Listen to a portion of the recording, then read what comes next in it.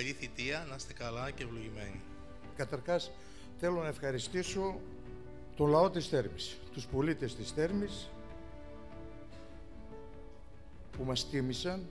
Τους ευχαριστώ από βάθος καρδιάς.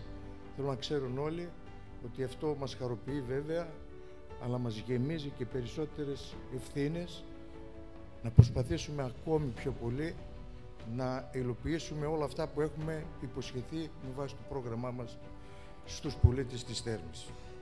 Όλοι μαζί θα προσπαθήσουμε από κοινού να αναβαθμίσουμε την ποιότητα ζωής των πολιτών μας και να βάλουμε τις βάσεις για ένα καλύτερο μέλλον. Ευχαριστώ. Να έχουμε καλή αρχή, να είμαστε όλοι καλά, σιδεροκέφαλοι. Ευχαριστώ πολύ.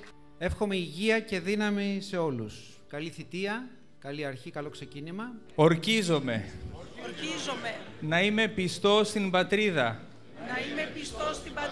να υπακούω στο Σύνταγμα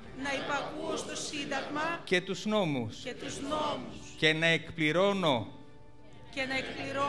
τίμια και ευσυνείδητα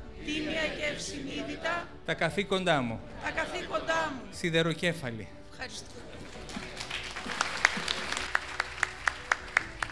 Δήμαρχος Θέρμης, Θεόδωρος Παπαδόπουλος. Δηλώνω, επικαλούμενος στην τιμή και στη συνείδησή μου, ότι θα είμαι πιστός στην Ελλάδα,